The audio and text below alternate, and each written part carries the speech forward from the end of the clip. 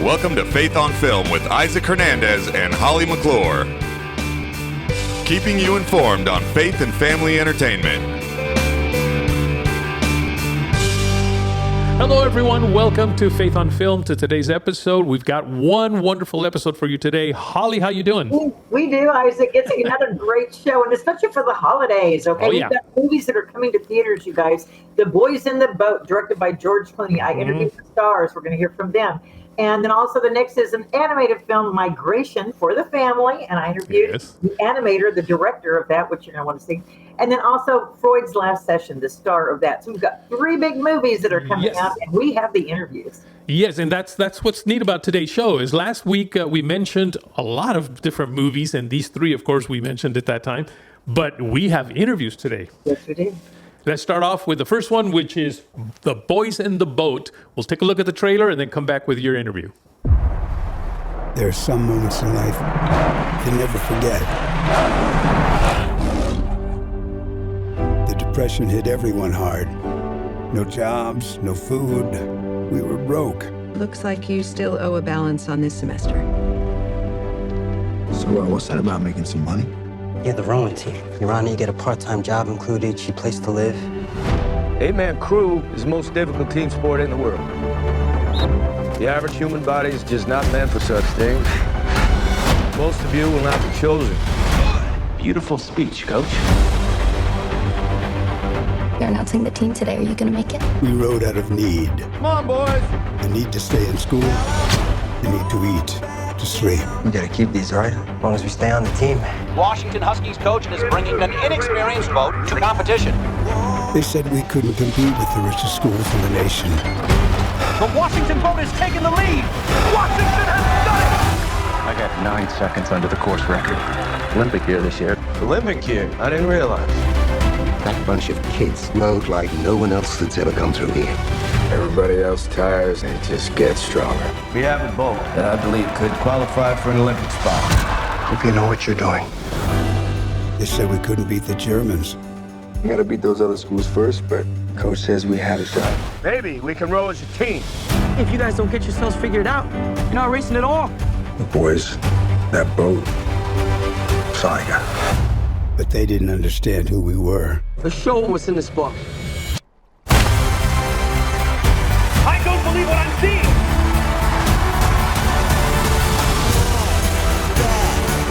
The best brothers, they're connected.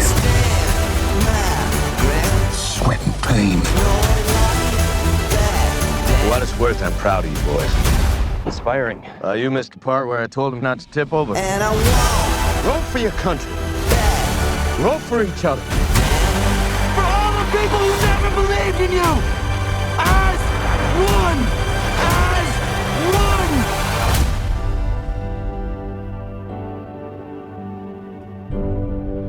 one! Joel, I'll go to you first. You played a variety of characters from kinky to sci-fi. And what about this role, though? Playing this coach, very, very different playing Coach Al. What did you walk away from, first of all, from playing this character, and what did he give to those boys to help him win the gold? What do you think it was about him? Look, I think there's something about the tough love, fatherly aspect of some coaches that young, sports people, men or women, want to really do the best for their coach. I really see it like a fatherly relationship. And the less you give, the more the team wants to give.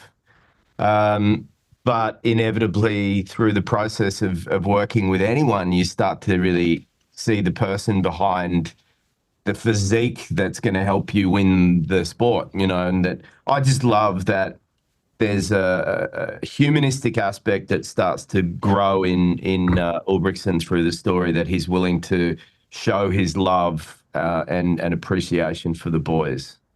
Oh, and Callum, what a physical role for you. I mean, I don't know. I can't imagine doing what you guys had to do. Maybe it was more on screen. Neither could I. It was exhausting what you had to do, but what you went through in playing this role, it really helped you appreciate what these men went through to achieve and win the gold. What did you walk away from that as far as being exhausted? But you think you could row now? You probably could. You probably honestly, Holly, I walked away with the 8 friends, that I'm going to have for life. And it's really funny because without being too sentimental, Terry O'Neill, who trained us, came down and brought his friends down while we were training. And he said, these are my friends since I was 11 years old, 12 years old, and they're my best friends, and I made them from rowing. And he said, these boys are going to be like your family. And actually, we all were like, that's really emotional and very sweet, Terry, but we don't believe you. But it's true. And we've got this bond that we're going to have forever. And also, me and Joel like each other as well. Yeah. Well, because that relationship was special. And I love the fact that Joel lived into his 90s and he was able to kind of see, Joe was able to see You're right. With the story, not you, but that character you played. Okay, guys, you both have written, you both directed, but you were directed by a writer, director, and actor. How was it working with George Clooney directing you? What did you walk away learning from him that was different? It was terrible, no? I was looking at George in the first week going, why aren't you in front of the camera? You're the biggest movie star here. Really interesting to know that George can, go and work on any number of movies as an actor and take home bags of gold for it. And yet he felt really passionate about this story that he wanted to sit behind the camera and spend a year of his life crafting that story. So, I was really impressed by him as a director and the way he put the movie together and what it's turned out to be. But just impressed when I see people that passionate about a story that they're willing to take that time and all that extra work. Because actors' job is a little bit simpler and easier than directing a movie, for sure, 100%. Hey, final comment. How important is it, I think, for a younger generation to see this movie? Because this is the underdog story, but I think it's for all ages, but especially for young people. I would think it would inspire them, don't you? Yeah, absolutely. And I think that's what sport does, and being part of a team and being responsible for, 8 other guys in that boat and knowing you can't miss a beat is truly inspiring. And we love an underdog story, right? It's our thing. And I think Joe Rantz's story is the true underdog story. Well, I'll tell you what worked is even though I knew the ending, I was still hoping you would win. So that's a good thing. When you're like, I hope you're winning, even though you know it, I was still like, I hope they win. I hope they win. So it was well done. Beautiful. The people at our premiere were rowing. I found myself doing the same thing. You may get a 6-pack watching this movie. I wish I could. Thank you guys so much, and great success to you in your future careers, but especially for this movie. Thank you. Thanks, Holly. Holly, that was such a wonderful interview. Don't you like it? Those guys were great talking about the characters and the roles. And I love hearing the insights on George Clooney. I mean, what an amazing actor, director to tackle this and take it on. And, I also had a chance to interview Daniel James Brown, who wrote in the story and the book. So he was involved with the screenplay. And he told how the real Joe Rance, once this book came out, there was a foundation started to help kids who were on the street, who were homeless. So this story has gone way beyond the Olympic gold and beyond the story about these boys. And it's really gone on to help so many young men and women now who are grown up now, who didn't have a chance, but were helped by his organization. It's a great feel-good story, Isaac. I love the underdog. And like I said to them, literally, I was like, oh, I hope they win. I hope they win. Even though I knew it, I was if they win. And that's when you have a good story, good direction. It's amazing. That's when you know it's a good movie. So I encourage, take your, mature older kids, but especially your young teens. Listen, folks, we need a younger generation to understand hard work and discipline and going after something and school and education. These are all the things that they need to understand. And that's what we need to have these days. So I encourage younger generations to do it. Oh, I can't wait to go see it. Now, you also had a chance to interview somebody from what I think looks like a great animation movie. It is. I had a chance to get Benjamin Renner, who directed and wrote Migration. Let's take a look. Here we are together. We're on an adventure. Seeing what else life has to offer. Is that a little scary? Sure. But isn't it worth it? We're not gonna make it, are we? Uncle Dan! What is this place? We are completely lost. Where's your mother? That is not your mother. We're trying to get to Jamaica. Don't worry, Chump's gotcha. So listen, Chump. What? Did you just call me? Sorry, I thought your name was Chump. Yeah, Chump. Yeah, that's my name. What? Right. So listen, Chump. What did you just call me? I'm sorry. Is everyone else hearing Chump? What?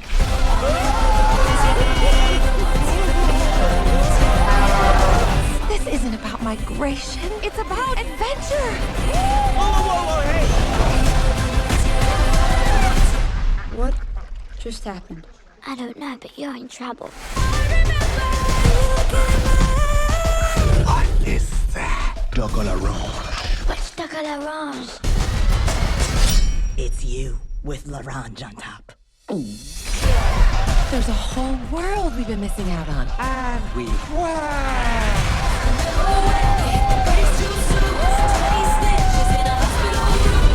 When danger strikes, you do not run from it.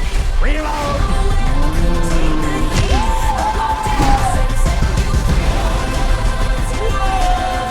We're going to finish this crazy, wonderful adventure.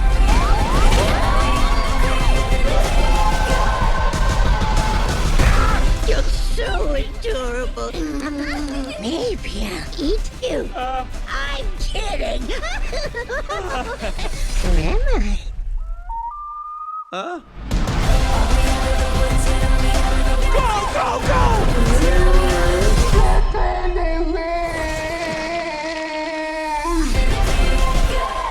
First of all, why is this the perfect movie to go see with your family for the Christmas holidays? Well, I think it's the perfect movie just because there's comedy, there's adventure, there's a journey as well, and we really wanted, to make a road trip that's going to be amazing, both artistically speaking, but also, like in terms of humor and comedy. So yeah, that's definitely something that's going to make the family just have fun and enjoy. It's a free trip, throughout the US and with all the humor that can be in it. And it talks about overcoming fears and, breaking out of your norm and doing something different. I love the themes that you talk, especially for kids and adults, right? Yeah, definitely. We really wanted this movie to, as it's a family, there's the 2 generation and even 3 generation because there's the old uncle that's sort of coming along. So yeah, we wanted it to be relatable to everyone and have the comedy of the family dynamic that's going to sprout out of the whole movie, where we can see them in different situations that are going to go from almost like a little horror movie for kids where they're meeting a weird heron. We don't know if she's nice or mean and everything, and then we're going to move to this more like action sequence where they're like a Mission Impossible mission where they have to retrieve a key to save a duck and everything, but still with this very relatable family dynamic that's going to make them like feel like very clumsy ducks and like getting through those adventures. Absolutely amazing cast, talented all-star cast, funny people. Okay, but who was the most fun to work with? In animation, you don't have all of them together usually, but who was the funniest or the one that surprised you maybe the most in doing their lines with them? Honestly, they were all amazing, so it's hard. I mean, of course, Danny DeVito is standing out because the thing with Danny is that he just does what he wants to do, in the sense that he's going to have a script, he reads the line once, and then he goes on a 15 minutes stand-up comedy show of improvisation. And so you don't expect anything. Everything is a surprise, all his lines are a surprise. And that's what's making him so great, is that he wants to make you laugh at all costs, and he won't stop until you fell from your chair, basically. So that's what's great working with him. Well, there were so many funny parts to this movie. Now that you've seen it put together, is there one of your favorites that you love, how it came together, a scene or a part of the movie? Well, one of the part of the movie that I love is this little sequence where they're meeting herons, because it's scary, but at the same time it's funny, and I was very worried that kids would be frightened by this sequence, and it turns out that they're not, they really enjoy the tension that there is in this sequence and the characters. So I'm really happy about this little, as I said, little horror movie, but with a lot of comedy. Yeah. And lastly, you're a beautiful animator, cartoonist. What special thing did you do for this movie that was different than anything you've done to make it beautiful and unique, and the birds look real and colorful?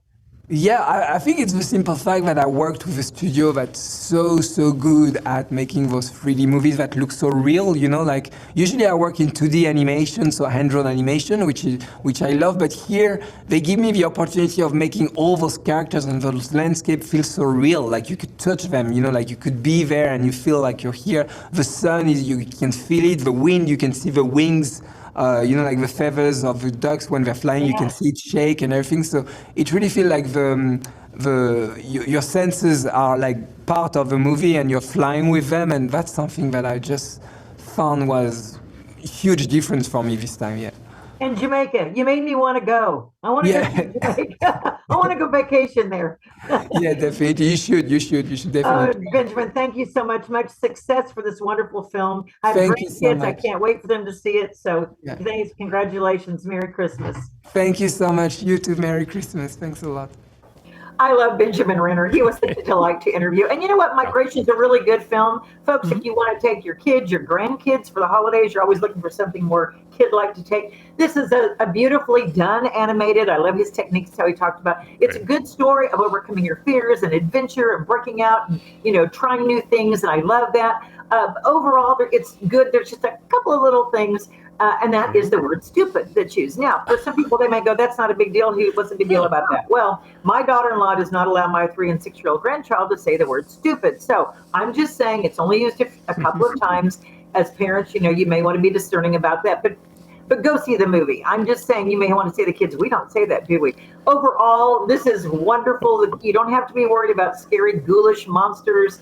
It's kind of like a Ratatouille kind of movie where, yes, sometimes they're chased by a chef and a few other things, but you don't see anything, you know, happen that would be nightmarish. I love this movie. I think you will too. And I don't know, Migration. It's fun. And I love the way they portrayed Jamaica. It's beautiful. This whole southern area, it's beautiful. So. Well, I do have to admit something. I wasn't allowed to say stupid when I was a kid either. You weren't? No. You weren't? Oh my gosh. Well, you know what? I wasn't either. And so I just have to mention that again, not necessarily for 2, 3, and 4-year-olds. This is more like for 5, 6, 7, 8, you know, kids that understand what we say and don't say. That's what I'm saying. Now, what is the next movie that you had an opportunity to interview somebody on? Okay, Freud's Last Session. And I'm just telling you, this was so thought-provoking. Anthony Hopkins plays Freud. Matthew Goode is C.S. Lewis. And so, again, this is not for your kids. It's for mature teens. I think you should see. I mean, I think they would enjoy it. Actually, older kids, mature teens. If you were a C.S. Lewis buff, you know, you probably would understand the context. But this fictional meeting took place before he wrote Language in the Wardrobe and all that. This is at the beginning, when they had the think tank, so to speak, you know, with all the thought-provoking who's who. And so that's why it's about Freud meeting with him. But you know what? I thought it was really interesting. There's information about, they talk about their faith. They talk about C.S. Lewis. And then also the fact that Freud was Jewish. I didn't even know that. And so interesting how he kind of fought that religious background as well. And Matt Brown wrote and directed it. I had a chance to interview him. We're not including that today, but well done. And I think, like I said, if you're a C.S. Lewis fan and Anthony Hopkins and Matthew Goode fan, you'll like it. Professor Lewis. Dr. Freud. I've given you up for lost. Yoffie is my personal assistant. Really? Well, if a patient is calm, Yoffie always stretches out at my feet. But if a patient is agitated, Yoffie stands at my side. What should I make of his running away at the sight of me? Ah, well, he's also a fanatic about punctuality. Well, you have a wonderful home. My daughter Anna tried her best to replicate our home in Vienna.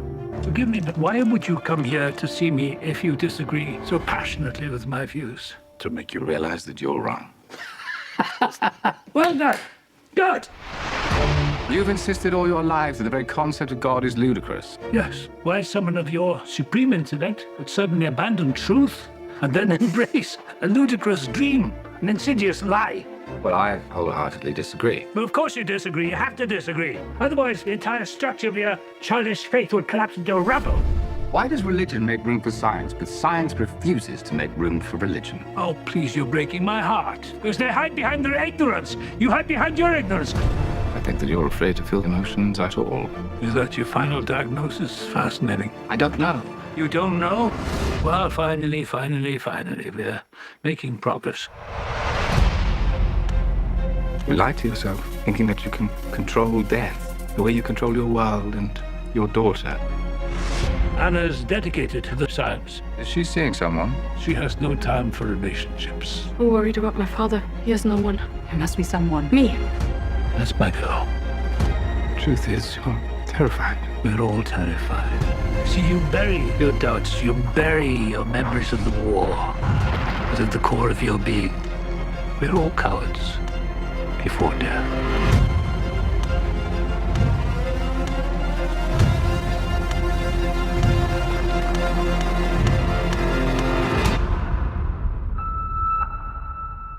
First of all, congratulations to a very not only interesting, but made me want to hear more and learn more. Like I wanted to see them have more of a session. So I thought this was fascinating, a fascinating movie and study on, what it took to bring these two together. Even though it may have been fictional, it was very rewarding for me. Matthew, did you, growing up in British, you were very familiar with C.S. Lewis. Were you a fan of C.S. Lewis books at all? I mean, I was a fan of since childhood, of course. Yes. I mean, I've read the Chronicles of Narnia several times, and I loved those books. I didn't know much of his. I wasn't a follower of his Christian apology, that kind of work. I hadn't been, but that was also one of the things that I loved about taking on this part. But apart from, the elephant in the room, which is the fact that it's the fact that Tony's already played him incredibly well in Shadowlands. And that was also where I knew him from, because it's a performance which still stands up to the day, like all of Tony's work does. But if you're going to play him, you have to do a hell of a lot of research, because there's an awful lot of work written about him and his own words and stuff. So, but I found, just like this is a very long answer, and I don't want to make it too long, but Surprised by Joy, which is a memoir he wrote in 1954, is extremely useful to me. And then after you've done all your research and you've learned all your lines, you just sort of you've got to throw it out and just get in the room and see what Tony's going to bring, which is pretty immense. I was fascinated by the fact that for C.S. Lewis, I felt like the dialogue didn't feel really religious. It just felt very thought-provoking. Had you, Matthew, ever explored that side of C.S. Lewis, or had you only looked at the fantasy side? I mean, had you ever explored his religious side? No, I mean, I know, of course, I had to read some of his Christian apology to understand, and I read Pilgrim's Regress, which is a challenging read. It's an interesting allegory, and it's long and challenging for the reader. I had several times I had to look up a word in the dictionary. I started to make me feel a bit unintelligent. And actually, the more I read, to be honest with you, I started to think, I just don't know if I can understand this man. But he's fascinating, because he's an atheist, then a theist, and then he's a full-blown Christian. Matt, as far as directing and writing, I mean, that's taking a lot, not just to write it, but to direct it and get in with these two phenomenal actors. How was it for you exploring the background of Freud? It was interesting. It was fun. It was, it was a long process. I probably was developing a script for about 6 years or so. So it was, I grew up with Freud in the house. My father's a psychiatrist. So, it was, which kind of made me want to run away from the project, if I'm being honest, originally. But what I didn't know about both characters really was a lot on the personal side. I had no idea about Freud losing his daughter and the difficult. That daughter that he lost was really the bright shining apple for his eye, and then the Anna Freud was very much alienated from that daughter, and then she kind of wound up following in her father's footsteps, and very, very complex relationship with her father. So that to me was really intriguing, and I had no idea about that ever before. So and that evolved the scripts evolved, and it got that story came forward a bit more, just as the PTSD with Lewis came forward quite a bit more as they evolved. Yes, that was going to ask you. I didn't know that Freud had Jewish background, so I was fascinated to find that out and learn that out of that too came some of his, mindset about faith and religion and things. I thought that was kind of interesting. And then I think his relationship with his father was very challenged as well, which also helped form his own views on faith. But like anybody, I think Freud, and that was something that I really enjoyed with the film, was that like anybody who's so sure of their opinions, death is what do they say? It's the great leveler, but it also it's the great wake up call to when it's coming to maybe rethink a few things. And I think Freud here is re-examining his own beliefs as he did. He was always intellectually curious. So I think it makes sense that he would have invited Mr. Lewis over. And just last question is, who is this movie good for? Is it just the, smart thinker, brainy? Is it just the fans of C.S. Lewis, or who is this a good audience for, this movie? The audience for this film, I feel like it should be anybody who wants to. It's for everyone. It's for everyone. It really is, because we all are faced with this question. It's the question of our time: science and religion.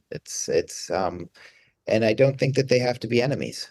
And I think there can be conversation, and my hope is that when people leave the movie theater, they talk about the film and they talk about some of these themes, and they don't have to kill each other while they're doing it. They can, Absolutely. Absolutely. Matthew, just want you to know your Teen Choice Award, I voted for you. Broadcast Film Critics Award here. I saw that you won that, and I had to say, oh, that was hilarious, but I had to tell you. Good stuff. Thanks, lovely.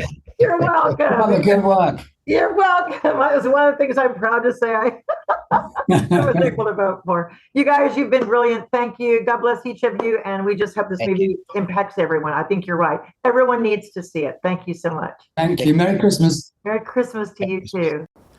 Okay, so what I found very interesting is that we talked about a movie for kind of, that's great for teens, a movie that's great for kids, and then a movie that's great for adults. We covered the whole spectrum. We covered it all. Of course, that Boys in the Boat, for everyone, all ages to see that, and I love that movie. It was, did you know it was the #1 rowing sport? I didn't know I that. had no idea. Fascinated. It was the #1 sport in America at that time. And anyway, and of course we won the gold, which was amazing. And hey, Isaac, another movie that we talked about, The Chosen Christmas movie that combined The Messenger and The Shepherd. It was only in theaters for a few days. However, it's going to be airing on CW.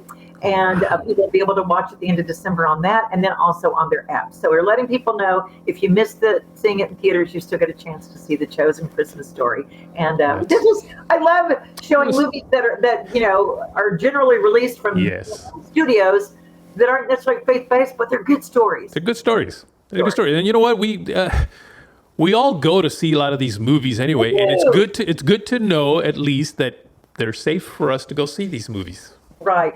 And we're not saying that it doesn't have language or doesn't have objectionable things. Listen, folks, we're asking you to choose your movies wisely. Do a little bit of research when it's PG-13.